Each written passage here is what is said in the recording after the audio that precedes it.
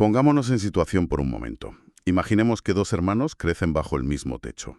Vale. Y el ambiente en esa casa es, por decirlo suavemente, desolador.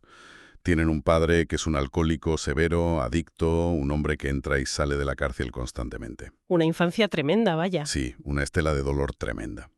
El caso es que avanzamos en el tiempo unos años. El primer hermano termina exactamente igual que el padre, o sea, en la cárcel cumpliendo cadena perpetua por asesinato. Madre mía. Pero el segundo hermano toma una ruta completamente distinta. Se convierte en un ejecutivo de éxito, en un pilar de su comunidad, en un padre de familia profundamente feliz. El día y la noche. Exacto. Y lo verdaderamente impactante ocurre cuando un investigador se acerca a cada uno de ellos, por separado, y les hace exactamente la misma pregunta. Les dice, ¿por qué has terminado llevando esta vida? Y ambos responden lo mismo, ¿verdad? Sí, sin saber lo que ha dicho el otro, ambos dicen literalmente, con un padre así, ¿en qué otra cosa podía convertirme? Es alucinante. Es de esas historias que te rompen los esquemas por completo, porque tienes la misma casa, la misma genética, el mismo trauma, El mismo punto de partida, sí. y sin embargo, dos destinos diametralmente opuestos. Es el ejemplo perfecto para ilustrar una verdad bastante incómoda, y es que no son las circunstancias de la vida las que nos configuran. Claro, no es lo que te pasa. Exacto, es el significado que decidimos darle a lo que nos pasa. La forma en que procesamos esa información lo cambia absolutamente todo. Y eso es precisamente lo que vamos a explorar hoy. En este análisis a fondo, nos sumergimos de lleno en los conceptos del libro de Tony Robbins, Controle su destino. Un material monumental, desde luego. Lo es. Y nuestra misión aquí es, bueno, casi como intentar decodificar la arquitectura del comportamiento humano. Entender qué empuja a alguien a convertirse en un héroe o en un villano. O por qué algunas personas triunfan contra todo pronóstico, mientras otras se rinden a la primera. Eso es. Queremos extraer esas pepitas de oro sobre cómo tomar de verdad las riendas. Así que, a ver, vamos a desgranar esto porque ir por la vida sin comprender nuestra propia mente es sufrir de lo que en las fuentes se denomina el síndrome del Niágara. Buf, el síndrome del Niágara. Es una metáfora visual, potentísima para describir cómo vive la gran mayoría de la población hoy en día. Totalmente. Imaginemos que la vida es un río embravecido. La mayor parte de la gente simplemente salta al agua sin haber decidido jamás hacia dónde quiere ir.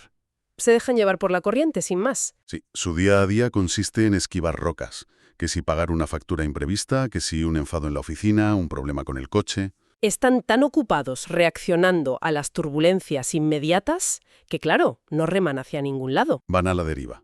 Y un día, de repente, escuchan un estruendo ensordecedor. Levantan la vista y se dan cuenta de que están a 2 metros del borde de las cataratas del Niágara, a punto de caer al vacío. Y esa caída puede ser cualquier cosa. Una quiebra financiera, un divorcio, un infarto por estrés. Exacto. Y en ese momento gritan, «¡Oh no!», pero ya es tarde.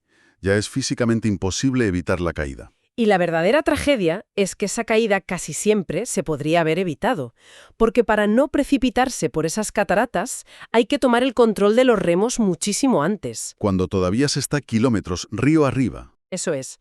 Y ese control no empieza intentando cambiar la corriente del río, porque eso es imposible. Empieza con la herramienta más básica, pero a la vez peor comprendida, de la psicología, que es el poder de tomar decisiones. Claro, pero solemos usar la palabra decisión muy a la ligera, ¿no crees? Demasiado a la ligera. Es que confundimos constantemente una verdadera decisión con una simple preferencia. La gente dice, bueno, me gustaría ganar más dinero o me gustaría ponerme en forma. Ya, pero eso no es una decisión, eso es la carta a los Reyes Magos. Exactamente. Es como decir, me interesaría que esto pasara siempre y cuando el universo me lo ponga fácil. Pero si miramos la raíz latina de la palabra decidir, viene de caedre, que significa literalmente cortar. Cortar las alternativas. Es fascinante. Es como cuando Hernán Cortés llegó a las costas y ordenó quemar sus propias naves.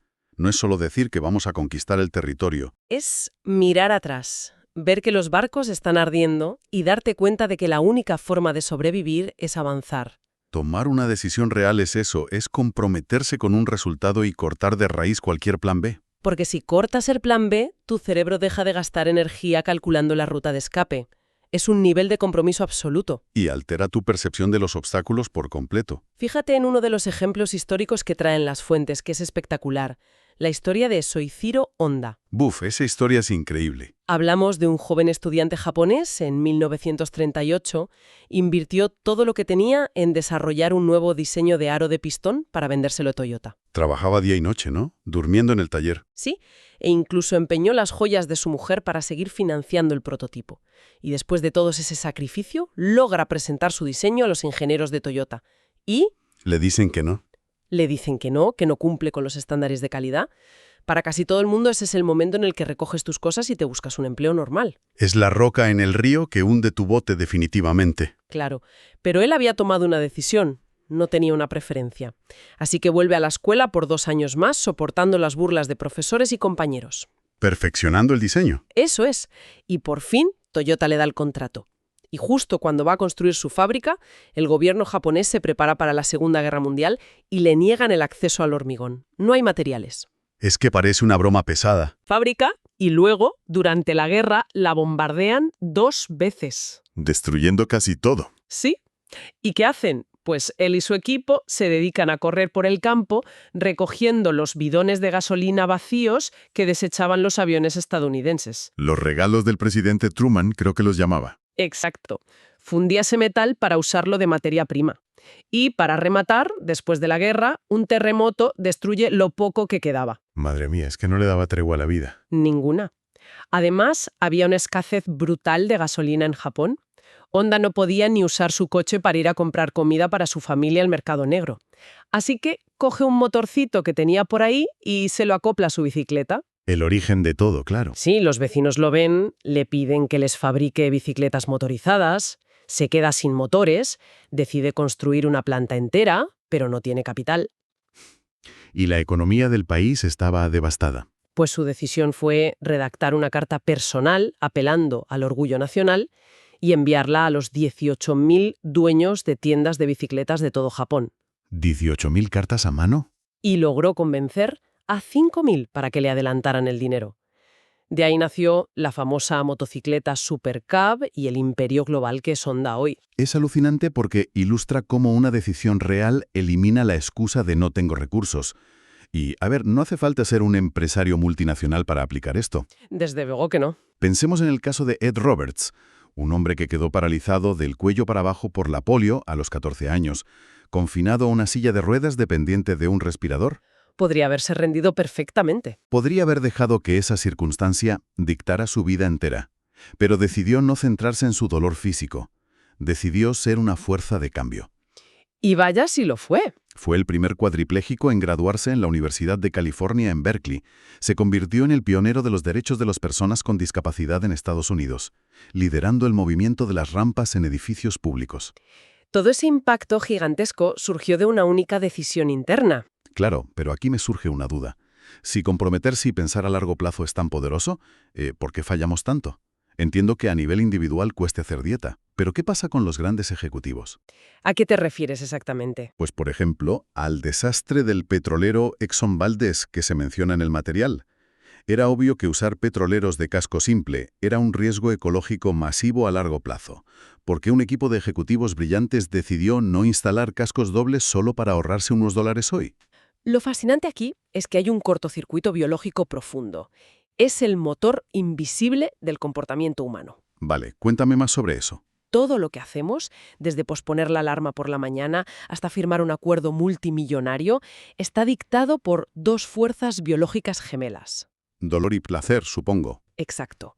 La necesidad fundamental de evitar el dolor y el deseo de obtener placer. Y aquí está la trampa. Neurológicamente, la aversión a la pérdida, el instinto de evitar el dolor inmediato, es un motivador muchísimo más fuerte que el deseo de ganar algo en el futuro. O sea, esos ejecutivos sentían más dolor real y presente al ver reducirse sus márgenes de beneficio hoy que el miedo a un desastre hipotético dentro de 10 años. Tal cual.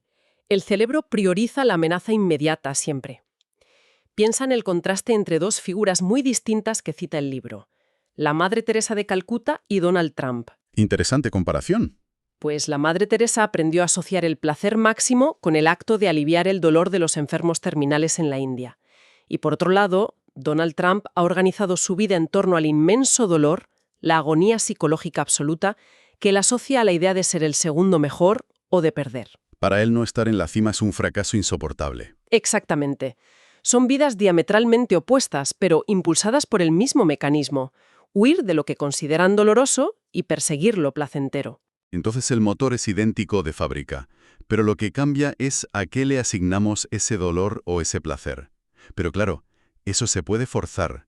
Es decir, uno puede reprogramar su sistema nervioso a voluntad. Sin duda. Y se hace a través del condicionamiento visceral. Hay una anécdota personal del autor muy cruda sobre esto. Ah, sí, la de la cerveza. Esa misma. De niño tenía mucha curiosidad por probar la cerveza porque veía que su padre la bebía y parecía disfrutarla. Su madre, para evitar que desarrollara un hábito destructivo, no le dio una charla teórica. Optó por una táctica de choque bastante fuerte. Le obligó a sentarse y a beberse un pack de 6 cervezas de golpe, una tras otra. El niño bebió hasta vomitar violentamente sobre la mesa. Y claro, el asco, la humillación, el olor. Esa neuroasociación de dolor extremo destruyó cualquier curiosidad intelectual. Nunca volvió a probar el alcohol. Y años más tarde, él aplicó algo parecido con sus propios hijos. Para evitar que idealizaran las drogas, los llevó a un edificio en ruinas en el sur del Bronx. Lleno de jeringuillas y desesperación, ¿verdad? Sí, quería que sus sistemas nerviosos vincularan un dolor masivo y tangible a la idea de consumir. Y aquí es donde se pone realmente interesante.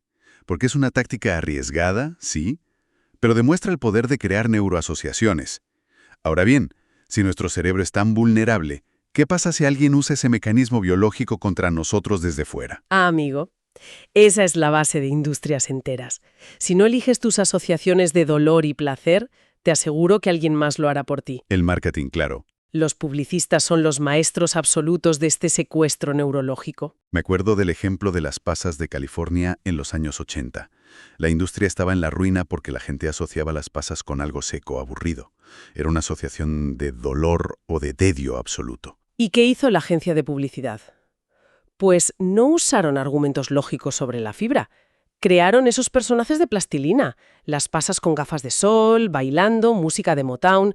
Inyectaron una dosis masiva de placer, de humor y ritmo en una fruta arrugada. Las ventas se dispararon y salvaron a la industria. O el acuerdo de Pepsi con Michael Jackson. 15 millones de dólares. Y lo fascinante es que Jackson ni siquiera bebía la Pepsi en los anuncios. Porque a la marca no le importaba.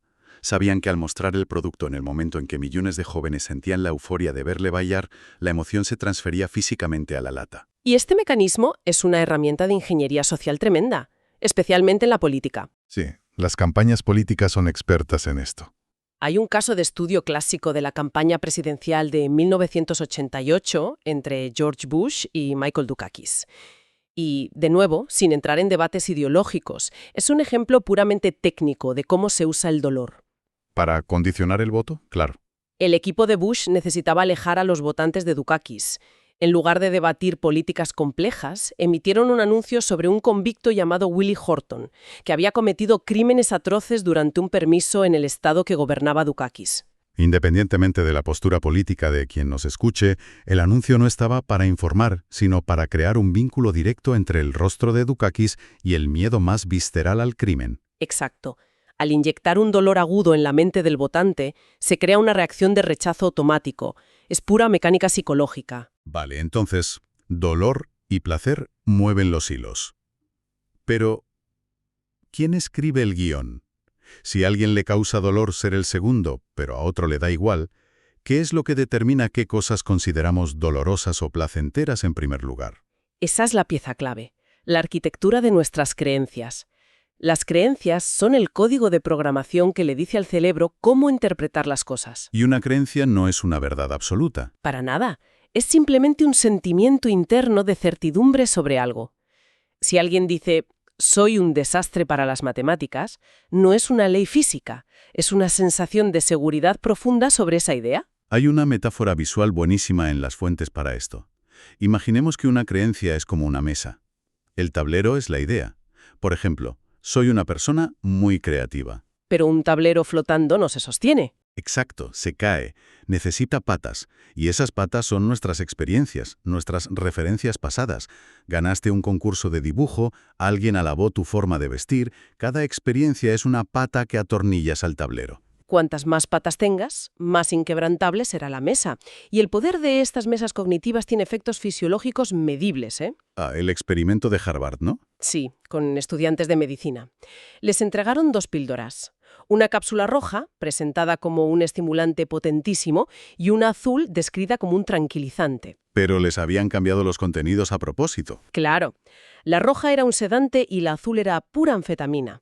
Y ocurrió lo impensable. Los cuerpos reaccionaron basándose exclusivamente en lo que creían que estaban tomando. O sea, anulando la química real de la droga. Totalmente. Quienes tomaron la anfetamina pensando que era un tranquilizante experimentaron somnolencia.